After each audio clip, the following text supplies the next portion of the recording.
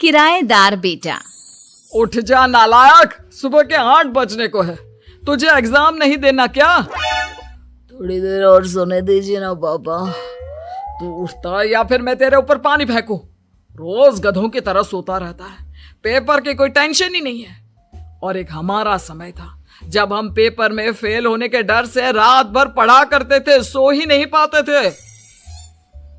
तो क्या आप उसका बदला मुझसे लेंगे? मैं 15 मिनट बाद उठ जाऊंगा, आप प्लीज जाइए, मुझे डिस्टर्ब मत कीजिए। इतना कहकर रौनक रजाई ढककर फिर से सो जाता है। तू ऐसा नहीं मानेगा, रुक मैं अभी पानी लेकर आता हूं।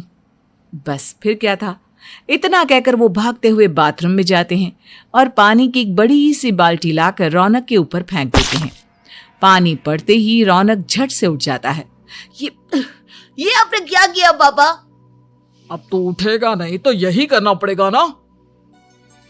वैसे थैंक्स डैड, आपके कारण ना अब मुझे नहाने की भी जरूरत नहीं पड़ेगी। चलिए अब आप माँ से बोलकर मेरे कपड़े निकलवा दीजिए, तब तक मैं ब्रश कर लेता हूँ। वैसे कल ना आप एक काम और करना, नहलाने के साथ साथ मुझे ब्रश भी करवा देना। ये ब्रश करने में ना मुझे बहुत आलस आता है। रौनक की बातों से अरविंद का मुंह खुला का खुला रह जाता है। वो अपनी पत्नी कमला के पास जाता है और रौनक की हरकतों के बारे में बताता है, जिसे सुन उसकी पत्नी हंसने लगती है। तुम अपने बेटे को समझाने के बजाय हंस रही हो। रौनक बच्चा है, धीरे धीरे सुधर जाएगा, आप क्यों उसके पीछे पड़े रहते हो? अभी नहीं सुधरेगा तो कब सुधरेगा? 10वीं क्लास में है रौनक, वो अब कोई बच्चा नहीं रहा। अरविंद की इतना बोलते ही वहां रौनक भी आ जाता है। क्या डैड, मैंने आपको एक काम दिया था, वो भी नहीं हुआ आपसे। अरे क्या हुआ बेटा? माँ, मैंने डैड से बोला था कि वो आपको बोलकर मेरे स्कूल की यूनिफॉर्म निकाल दे, लेकिन मेरे पीछे पड़ने के अलावा इनसे एक काम ढंग से नहीं होता। देख रही हो कमला, देख रही हो अपने लाडले को? अरे आप चुप रहिए जी। चलो बेटा, मैं तुम्हें कपड़े निकाल कर दे देती हूँ। बस ऐसे ही साल पर साल बीतते जाते हैं, लेकिन रौनक के रवैये में कोई बदलाव नहीं आता। वो पहले से भी ज्यादा आलसी और पूरी तरह अपने माता पिता पर निर्भर हो जाता है। 2 साल बाद पता नहीं कहाँ गायब रहता है पूरे दिन, अब तक तो आ जाना चाहिए था। अरे आप इतनी फिक्र क्यों कर रहे हैं उसकी? दोस्तों के साथ खेल रहा होगा, आ जाएगा अभी। ये कोई टाइम है खेलने का? 10 बजने वाले हैं, इतनी रात में कौन खेलता है? कमला कुछ कहती उससे पहले ही रौनक वहां आ जाता है। मम्मी जल्दी से खाना लगा दो, बहुत भूख लग रही है। तुम्हें तब तक खाना नहीं मिलेगा जब तक तुम बता नहीं देते कि इतनी रात गए कहां से आ रहे हो। ओ प्लीज डैड, अब आप एसी पे प्रद्युमन बनकर मेरे सर पर बंदूक लेकर मत बैठ जाना। अपनी फालतू की बकवास बंद कर और बता कहां से आ रहा है। माँ अब समझाइए ना डैड को। बता देना बेटा, इनको भी तसल्ली हो जाएगी। आप बोल रही हैं तो बता देता हूँ, मैं दोस्तों के साथ मूवी देखने गया था, इसलिए देर हो गई। तो इन सब चीजों में मेरे पैसे उड़ाता है। कभी 1 रुपया कमाने के बारे में सोचा है तूने? जब देखो हवा की तरह पैसे उड़ाता रहता है। माँ अब आप इन्हें चुप करा दीजिए, वरना ना मुझे गुस्सा आ जाएगा। अच्छा क्या कर लेगा? बता ना क्या कर लेगा तू? वैसे बात तो ठीक ही है, मैं कर ही क्या सकता हूँ। पैसे तो फिर भी मैं आपसे ही मांगूंगा ना। चलिए अब ये सब बात छोड़िए और मम्मी मेरे लिए खाना लगा दीजिए। अभी लगा देती हूँ बेटा। मैं बता रहा हूँ कमला, एक दिन ये ऐसे ही बिगड़ जाएगा। ओफो, आप क्यों इतना पीछे पड़े रहते हो मेरे बच्चे के? बात की बाद में देखेंगे, अभी आप शांति से उसे खाना खाने देंगे। अगले दिन डैडी मुझे 10,000 रुपए चाहिए। हाँ? अब इतने पैसे क्यों चाहिए तुझे? डैड आप बिना सवाल किए कभी पैसे नहीं दे सकते क्या? जब तक तू बताएगा नहीं तुझे पैसे भी नहीं मिलेंगे। अरे अब आप अपने बेटे को पैसे भी नहीं दे सकते? नालायक, तेरी उम्र के लोग नौकरी करते हैं और एक तू है जो नौकरी करने का नाम ही नहीं लेता कभी। आप लोगों के होते हुए भला मैं नौकरी क्यों करूं? अरे हम कब तक पैसे देंगे तुझे? तुझे भी तो अपने पैरों पर खड़ा होना होगा ना। कौन सा उधार के पैरों पर खड़ा हूं? अपने ही तो पैरों पर खड़ा हूं मैं। इसी तरह रौनक दिन प्रतिदिन लापरवाह होता जाता है। उसकी लापरवाही को देखते हुए अरविंद और कमला अपने बेटे की शादी कराने का फैसला लेते हैं और 1 महीने के अंदर अंदर ही रौनक की शादी मेघा नाम की लड़की से करा देते हैं। शादी के कुछ दिन बाद, रौनक, मुझे एक अच्छी सी साड़ी चाहिए, आप ला दोगी ना? हाँ, क्यों नहीं। कितने तक की आती है साड़ी? यही करीब 5,000 तक की।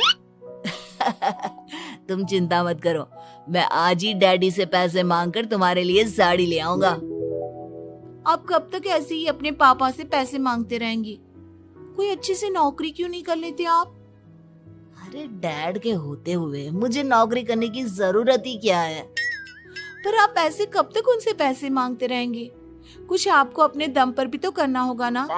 अब तुम भी बाकी लोगों की तरह मुझे ज्ञान देना शुरू मत कर देना। साड़ी चाहिए ना तुम्हें, मिल जाएगी बस। इतना कहकर रौनक अपने पिता से पैसे मांगने चला जाता है। डैडी, मुझे 5,000 रुपया चाहिए। अब 5,000 क्यों चाहिए तुझे? वो मेघा को साड़ी चाहिए थी। अरविंद आगे बिना कुछ कहे चुपचाप उसे पैसे निकाल कर दे देता है।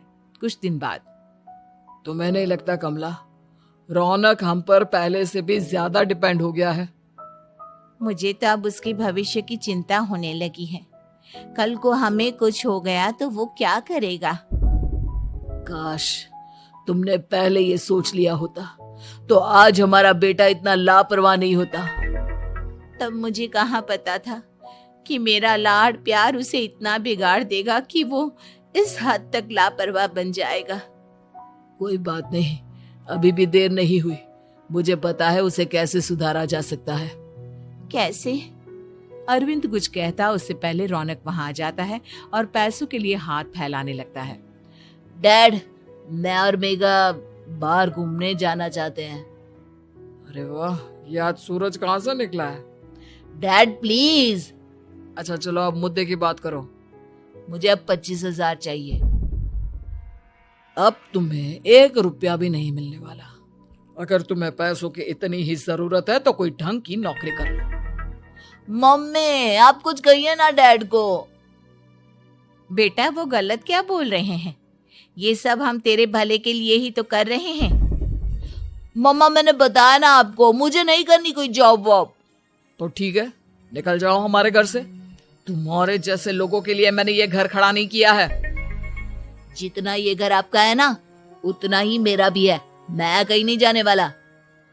जाना तो पड़ेगा ही तुझे, क्योंकि अब मैं तेरा कोई भी खर्चा नहीं उठाने वाला।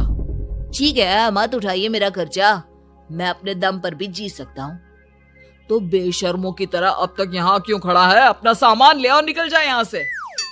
रौनक पैर पटकते हुए वहां से चला जाता है। घर से निकालना जरूरी है क्या उसे? बिना पैसों के कौन रखेगा उसे किराए पर? अगर उसका भविष्य सुधारना है तो हमें अपने दिल पर पत्थर रखकर ये कदम उठाना ही होगा। दोनों बात कर रहे होते हैं कि रौनक अपनी पत्नी के साथ एक बड़ा सा बैग लेकर घर से निकल जाता है, लेकिन घर से बाहर उसे कोई भी मुफ्त में अपने घर किराए पर नहीं रखता। अंत में थक हार कर वो फिर से अपने घर चला जाता है। क्या हुआ? थोड़ी देर पहले तो दहाड़ते हुए घर से निकला था, अब क्या हुआ? नहीं रखा ना किसी ने तुझे किराए पर? डैड प्लीज, मैं कुछ दिनों में कोई अच्छी सी नौकरी शुरू कर दूंगा। आप तब तक तो हमें रख लीजिए प्लीज। सुबह से रात हो चुकी है लेकिन कोई हमें रखने को राजी नहीं है। अब आप ही बताइए, इतनी रात को मैं मेघा को लेकर कहाँ जाऊंगा? ठीक है, बहू की वजह से मैं तुझे घर पर रख रहा हूँ, लेकिन तू इस घर में एक बेटे की नहीं बल्कि एक किराएदार की हैसियत से रहेगा। 3 महीने हैं तेरे पास। इन 3 महीनों के अंदर अंदर मुझे तेरी पहली तनख्वाह हाथ में चाहिए, समझ गया? पक्का डैड, इन 3 महीनों के अंदर अंदर तो कोई बढ़िया सी नौकरी ढूंढ ही लूंगा मैं। ऐसे ही धीरे धीरे समय बीतने लगता है और अरविंद के दिए 3 महीनों में से 2 महीने बीत चुके होते हैं। पापा जी ने हमें 3 महीने दिए थे, जिसमें से 2 महीने तो बीत चुके हैं। अब ये आखिरी महीना बचा है। अरे तुम चिंता मत करो, आज मेरा ना 2 जगह इंटरव्यू है, दोनों में से कहीं ना कहीं तो जॉब लग ही जाएगी। अच्छा, all the best. Raunak interview के लिए निकल जाता है, जिसके बाद शाम में रौनक घर आता है। कैसा गया इंटरव्यू? आपकी नौकरी लगी या नहीं? अरे पहले सांस तो ले लेने दो अच्छे से। बताइए ना, मुझसे तो जरा भी इंतजार नहीं हो रहा है। वो दरअसल बात यह है कि मेरी नौकरी तो लग चुकी है, लेकिन पैसे बहुत कम है। कितने पैसे हैं? 15,000। इतने में अरविंद और कमला मिठाई का डिब्बा लेकर आ जाते हैं। बधाई हो बेटा। हम जानते थे तेरी जॉब जरूर लगेगी। लेकिन मेरी सैलरी बहुत कम है मम्मा। कम है तो क्या हुआ, धीरे धीरे बढ़ जाएगी। हाँ बेटा, हम तो बस चाहते थे कि तू अपने पैरों पर खड़ा हो जाए। मतलब अब आप मुझे घर से नहीं निकालेंगे?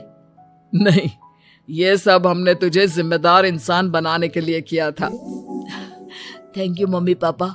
अगर आप दोनों ऐसा नहीं करते तो मुझे कभी अपनी जिम्मेदारियों का एहसास तक नहीं होता। आज आपने मुझे सिखा दिया कि इंसान का अपने पैरों पर खड़ा होना भी जरूरी होता है। इतना कहकर रौनक झट से अपने माता पिता के गले लग जाता है और अपनी कमाई की पहली तनख्वाह वो अपने माता पिता के हाथ में सौंपता है। इस तरह रौनक एक गैर जिम्मेदार व्यक्ति से एक जिम्मेदार व्यक्ति बन जाता है।